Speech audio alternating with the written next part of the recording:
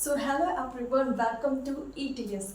तो भाई पिछली वीडियो में हमने अमीबा के अंदर और पैरामीशियम के अंदर कैसे न्यूट्रिशन होता है वो सब कुछ पढ़ा था। तो आज की इस वीडियो के अंदर हम डिस्कस करने वाले हैं कि ह्यूमंस के अंदर कैसे न्यूट्रिशन होता है। ठीक है, तो चलो बात करते हैं ह्यूमंस के अंदर न्यूट्रिशन कैसे होता है। लेकिन उससे पहले हम बेसिक टर्म्स को पहले जानेंगे कि भाई ये सब चीज़ें होती क्या है। मैंने लिख ली ईसोफेगस, डायफ्रागम, भाई इतनी सारी चीज़ें तो लिख दी है मैम, लेकिन इनका मतलब तो समझाओ ये होता कहाँ पे है। तो सही है, तो मैं तुम्हें हर एक चीज़ को अच्छे से क्लियर करते हुए बताऊंगी। ठीक है, तो सबसे पहले देखो ये हमारा डायग्राम है।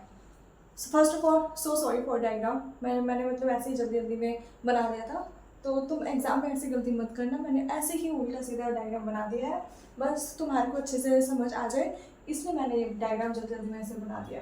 ठीक है, तो ये देखो सबसे पहले ये क्या हमारा, ये है मैम हमारा माउथ। ठीक है, जहाँ से हम खाना खाते हैं ये हमारा माउथ है।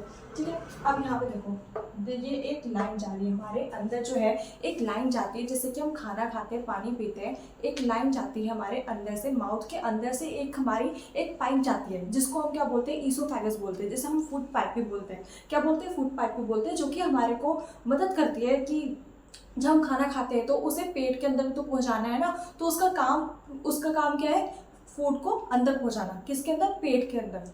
तो एक पाइप की तरह बन जाती है। ये पाइप कैसे होता है, ऐसे होता है ना, एकदम ऐसे होता है ना, ऐसे इस शेप का होता है, राइट। तो ऐसे ही हमारा जो पाइप है ये फूड को अंदर स्टमक के अंदर ले जाएगा। ठीक है, तो हम इसको क्या बोलेंगे, ईसोफेगस बोलेंगे। अब ईसोफेगस के नीचे हमारा क्या प्रेजेंट होता है, डायफ्रागम प्रेजेंट होता है। डायफ्रागम जो है हमारे को मदद करता है सांस लेने में और सांस छोड़ने में। ठीक है, अब देखो यहाँ पे हमारा फिर नीचे क्या होता है, स्टमक प्रेजेंट होता है। स्टमक हमारा पेट, ठीक है, हमारा पेट प्रेजेंट होता है यहाँ पे। अब इसके नीचे देखो, स्टमक के नीचे देखो हमारी कितनी सारी अजीब अजीब सी चीज़ें हैं। तुम एनसीईआरटी के डायग्राम में देखोगे तो तुम्हें यहाँ पे मतलब अजीब अजीब सी चीज़ें दिखेंगी, ऐसा अजीब सा स्ट्रक्चर दिखेगा। वो सब क्या है, हमारा स्मॉल इंटेस्टाइन है, जिसे हम आते भी बोलते हैं। ठीक है, स्मॉल इंटेस्टाइन होता है, लार्ज इंटेस्टाइन होता है, ये दोनों बेसिकली खाने को डाइजेस्ट करने में मदद करते हैं। ठीक है, अब हम बात करते हैं इसकी। देखो यहाँ पे हमारी टंग है, गोल ब्लैडर है। गोल ब्लैडर क्या होता है, गोल ब्लैडर जो होता है हमारा लीवर के अंदर प्रेजेंट होता है। गोल ब्लैडर जो है वो बाइल जूस को वो स्टोर करने का काम होता है। तुम सोचो कि भाई बाइल जूस क्या होता है, और ये मैम क्या बोल रही है, बाइल डक्ट, यहाँ पे बाइल डक्ट भी लिखा हुआ है मैंने, वो सब कुछ क्या होता है। तो मैं ये सब कुछ मैं अच्छे से डिटेल में समझाऊंगी, बट उससे पहले तुम समझ लो कि कौन सी चीज़ कहाँ पे है। भाई लीवर के अंदर बाइल जूस होता है, ठीक है, कहीं तुम डायफ्रागम के अंदर बना दो या फिर ईसोफेगस के अंदर बना दो, इसलिए मैंने तुम्हें हर एक चीज़ अच्छे से बताने के लिए यहाँ पे एक डायग्राम बना दिया है। और स्टार्टिंग में मैंने तुम्हें बेसिक टर्म्स बताती है, सो डैट कि तुम अच्छे से समझ पाओ उनको। ठीक है, अब देखो यहाँ पे मैंने क्या लिखा, अपेंडिक्स। यहाँ से जाते हुए लार्ज इंटेस्टाइन और स्मॉल इंटेस्टाइन से जाते हुए हमारे को अपेंडिक्स नाम की एक स्ट्रक्चर दिखती है। ठीक है, जो कि फिंगर लाइक प्रोजेक्शन है, फिंगर की तरह स्ट्रक्चर होता है ये। और ये क्या करता है, ये वो जो अच्छे अच्छे बैक्टीरिया होते हैं हमारे, उसको स्टोर करके रखता है। और ये बेसिकली हमारे डाइजेशन के लिए बहुत ज़्यादा अच्छा है, इम्यून सिस्टम को स्ट्रॉन्ग करने का काम करता है। ठीक है, अब हमें बेसिक टर्म्स अच्छे से समझ आ गई हैं। अभी हम आगे बढ़ते हैं कि कैसे होता है न्यूट्रिशन ह्यूमंस के अंदर। ठीक है, तो देखते हैं। सो बेटा, एज यू नो कि हमने पिछले वीडियोस के अंदर बात की थी होलोजोइक मोड ऑफ न्यूट्रिशन के बारे में।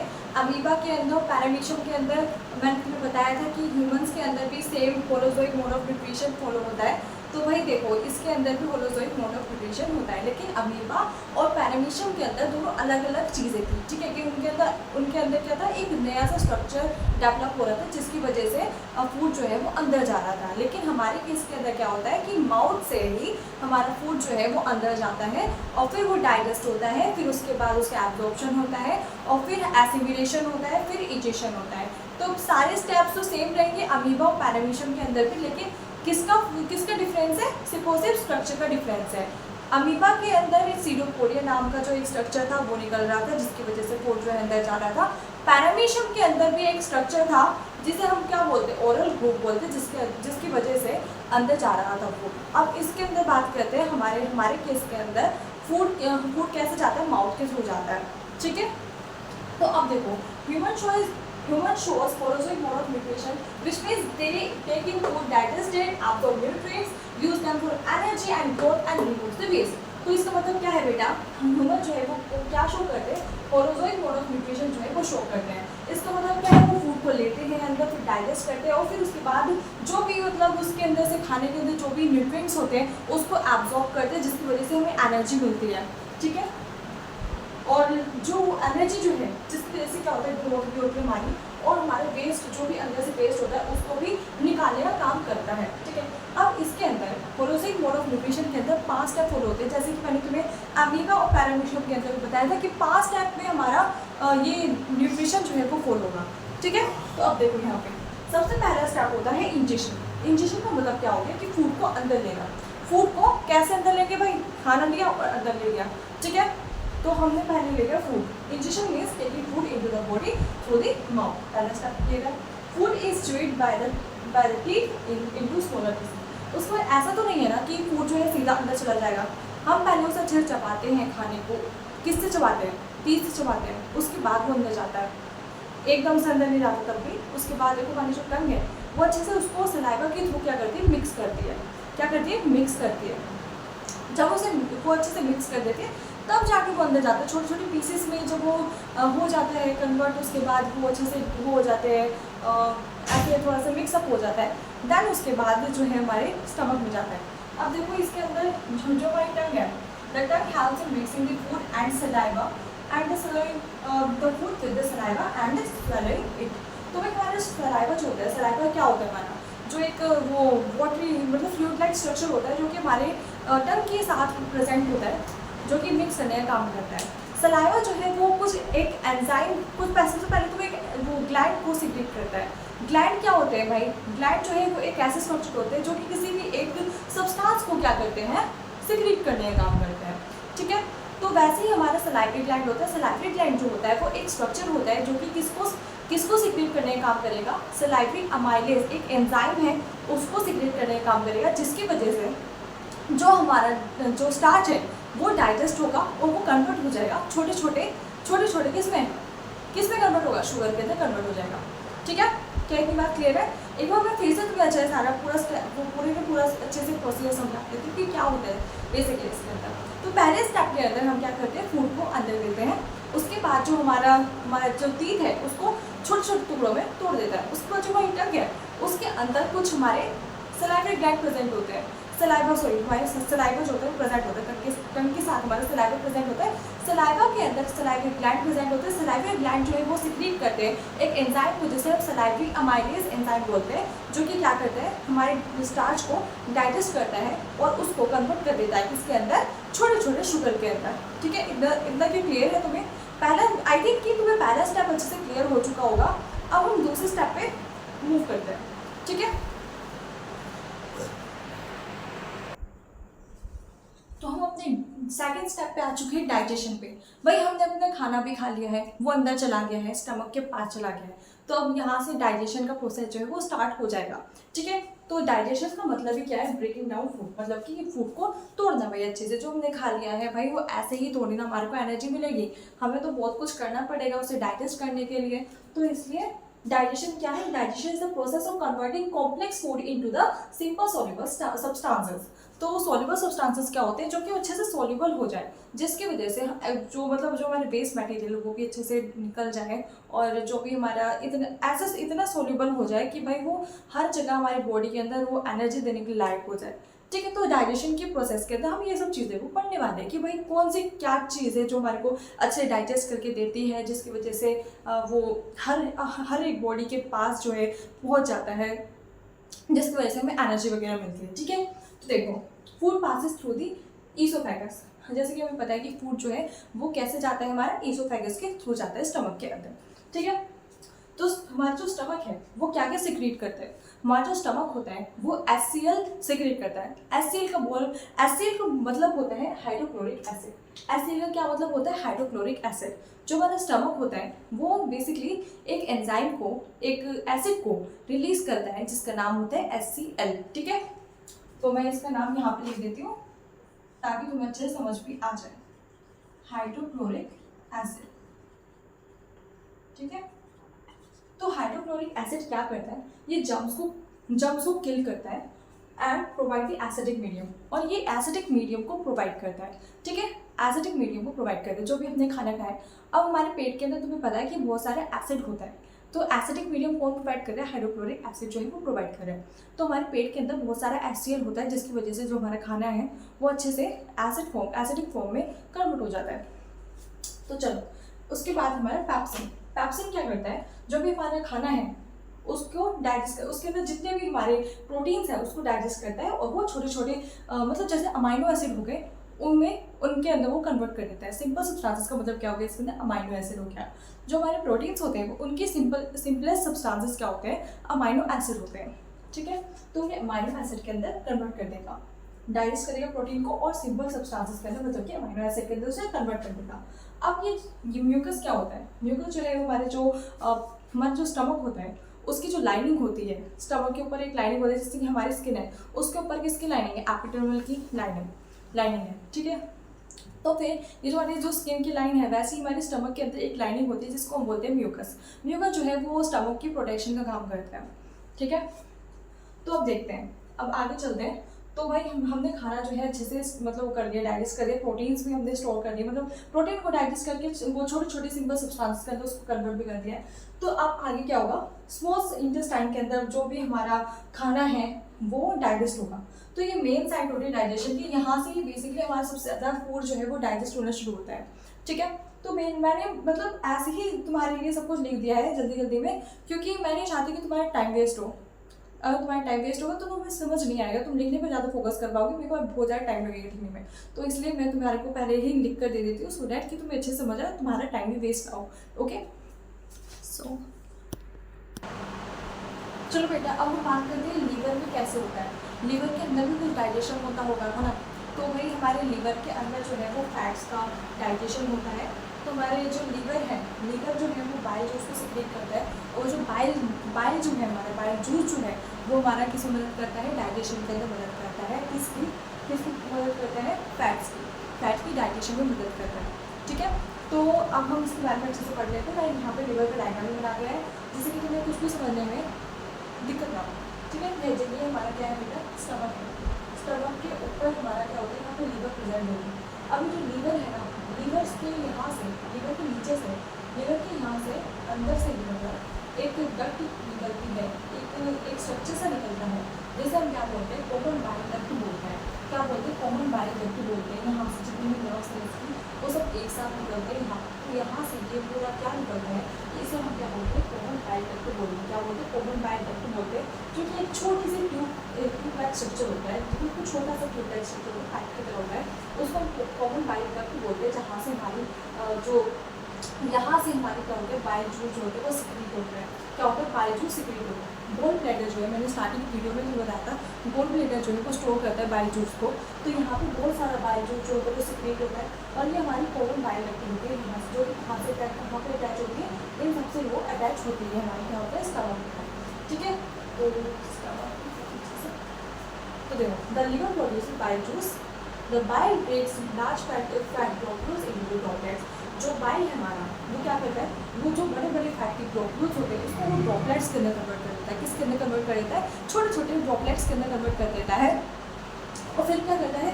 फिर उसके बाद वो हेल्प करता है उसके फैट्स की डाइजेशन के अंदर, उसको फिर वो फैटी एसिड या फिर ग्लिसरॉल के अंदर कन्वर्ट कर देता है। समझ आ गई बात? इतना सबको समझ आ गया होगा कि मैंने तुम्हें डाइजेशन के अंदर बहुत सारी चीज़ें बताई। डाइजेशन के अंदर हमने पहले पढ़ा कि भाई हमारा स्टमक कैसे डाइजेस्ट करता है, लेकिन उससे पहले भी हमने कुछ डाइजेशन के बारे में पढ़ा था, तुम्हें अगर याद हो तो हमने स्टार्ट में पढ़ा था कि हमारे माउथ से यहाँ जो हम लेते हैं खाने को अंदर लेते हैं, तो उसके बाद हमारे जो टीथ है उसको छोटे छोटे टुकड़ों में बांट देते हैं। उसके बाद जो हमारा टंग है उसे अच्छे से मतलब वो करता है, क्या बोलते हैं उसे, मिक्सअप करता है सब कुछ सलाइवा के साथ। सलाइवा जो है हमारे सलाइवरी ग्लैंड को वो सिक्रेट करते हैं। सलाइवरी ग्लैंड जो होते हैं वो हमारे एक एंजाइम होता है, वो सलाइवरी अमाइलेज नाम का, जो कि क्या करता है? डाइजेस्ट करता है किसको? जो हमारा कार्बोहाइड्रेट होता है उसको डाइजेस्ट करता है, और वो छोटे छोटे टुकड़ों में उसे कन्वर्ट कर देता है, मतलब छोटी छोटी शुगर के अंदर उसे कन्वर्ट कर देता है। तो वहाँ से एक डाइजेशन का प्रोसेस होता है वो स्टार्ट हो जाता है, मतलब बेसिकली। उसके बाद जो असली प्रोसेस होता है डाइजेशन का वो यहाँ से स्टार्ट होता है। ठीक है, तो डाइजेशन उसके बाद हमने स्टमक के अंदर पढ़ा कि भाई हमारे स्टमक के अंदर HCl रिलीज़ होता है, और पैप्सिन नाम की चीज़ होती है जो कि प्रोटीन को वो क्या करती है? प्रोटीन को क्या कहते हैं? वो बेटा सिक्रीट करती है। ठीक है, तो भाई ये सब चीज़ें हमने अच्छे से पढ़ ली है। ठीक है, हमने हर एक चीज़ को अच्छे से कवर कर लिया।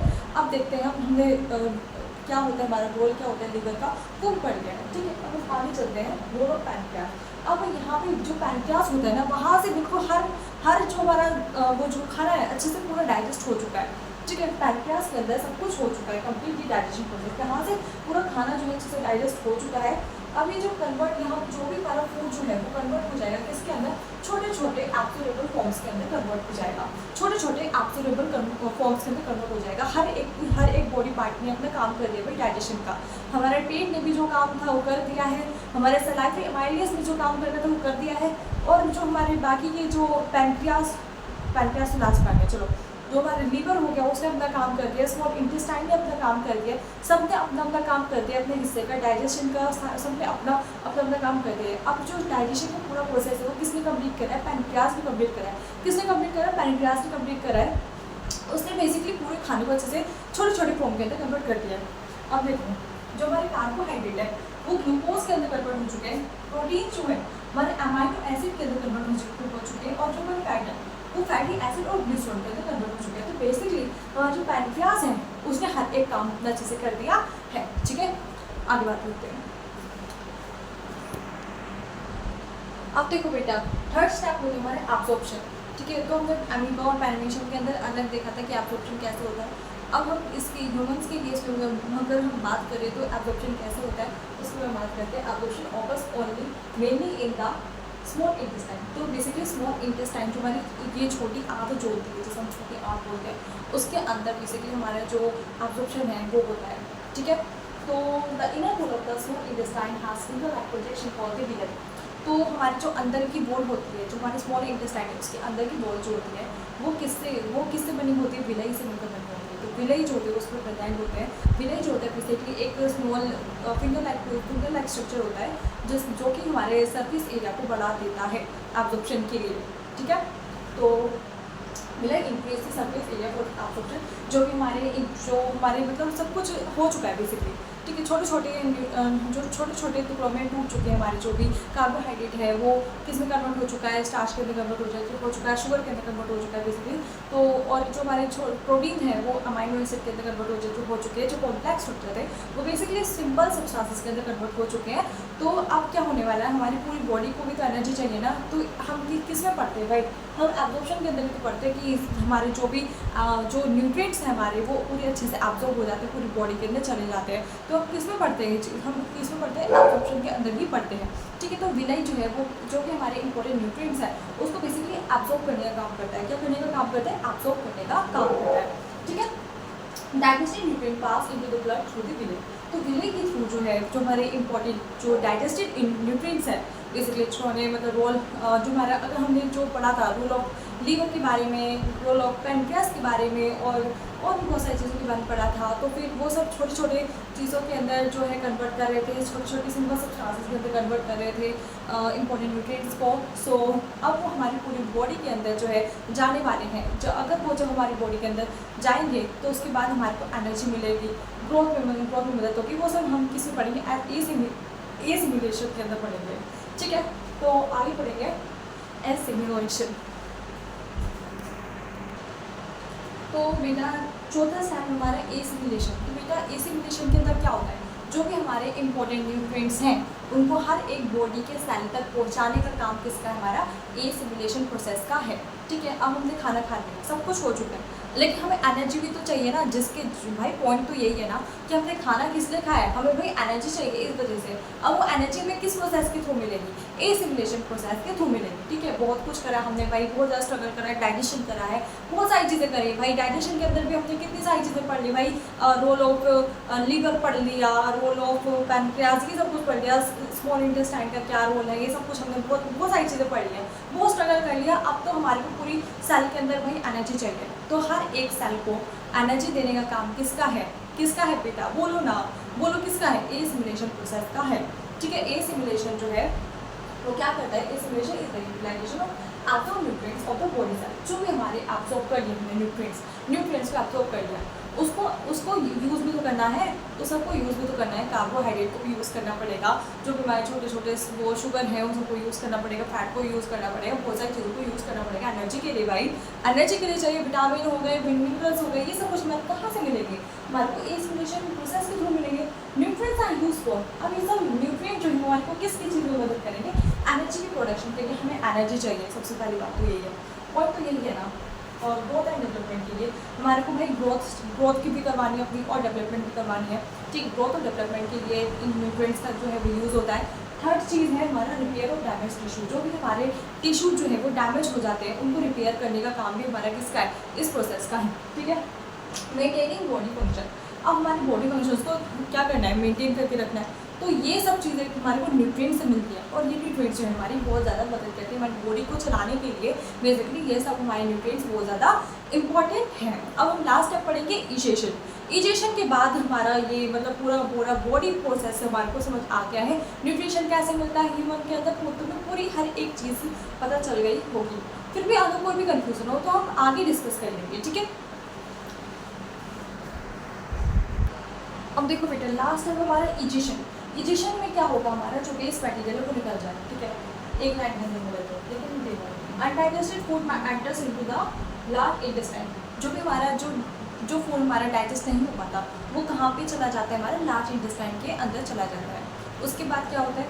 उसको जो the waste material is stored in rectum, जो रेक्टम होता है उसके अंदर जो हमारा वेस्ट मटेरियल है वो चला जाता है।